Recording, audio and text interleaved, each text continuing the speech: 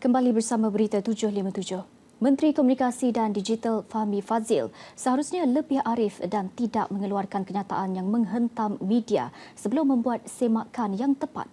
Ini disuarakan pengamal media berpengalaman lebih 30 tahun, Datuk Zaini Hassan yang menasihati Fahmi mengutarakan janji reformasi media dan bukan sekadar hanya mempertahankan kementerian beliau dan kerajaan.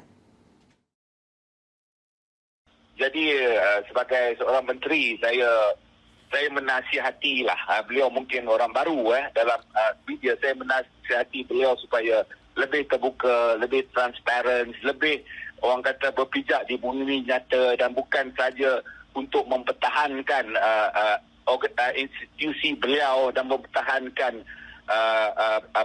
bos-bos beliau lah. Ini susulan Fahmi melabelkan sebuah tajuk laporan berita harian di Facebook OPR dijangka naik sekali lagi seawal Julai sebagai satu fitnah terhadap kerajaan dan Bank Negara Malaysia BNM. Laporan berita harian yang asal secara jelas menyatakan ia adalah pandangan penganalisis. Mengulas lanjut, Zaini berkata walaupun laporan tidak menyebelahi kehendak kerajaan, namun ia adalah satu perkembangan semasa yang sahih dan merupakan fakta berdasarkan analisa dan data yang diperoleh. Zaini yang merupakan bekas Ketua Pengarang 1 Utusan Malaysia dan pernah memenangi pelbagai anugerah tokoh wartawan sepanjang kariernya, berkata sudah menjadi amalan hanya memuji media apabila melaporkan sesuatu yang baik buat kerajaan, tetapi sekiranya melaporkan kritikan terhadap kerajaan, media akan diberi amaran. Sampai masanya lah, kalau kerajaan ini betul-betul mau melakukan perubahan, reformasi kononnya, mereka harus melakukan reformasi juga terhadap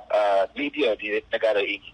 Media negara ini harus bergerak secara bebas, sebebas-bebasnya sebagaimana yang dilakukan oleh their brothers and sisters in Indonesia. Sementara itu, tokoh wartawan negara Tan Sri Johan Jaafar berkata dakwaan laporan berkenaan satu penipuan dan fitnah oleh Fahmi yang jurucakap kerajaan sama sekali tidak wajar dan tidak bertanggungjawab. Katanya Fahmi perlu faham laporan itu memetik pandangan dan ramalan penganalisis satu amalan pengamal media yang telah wujud sekian lama. Beliau menyelar tindakan Fahmi yang secara tidak langsung menanam rasa tidak yakin orang ramai terhadap media serta menjejaskan nama baik wartawan tempatan. Tambah Johan, dalam sebuah negara yang mengamalkan demokrasi, semua pandangan baik yang menyokong atau menentang kerajaan seharusnya diberikan tempat. Dalam masa sama, Johan mengingatkan menteri itu yang pernah berikrar dan menjanjikan media bebas membuat laporan dalam kerangka undang-undang sedia ada. Johan berkata beliau juga kecewa apabila Fahmi turut melenting dengan laporan persepsi dan skor kerajaan perpaduan yang dibuat oleh 5 media arus perdana. Johan berpendapat bahawa hal ini berlaku disebabkan menteri-menteri berkenaan tidak cukup matang untuk menangani isu media.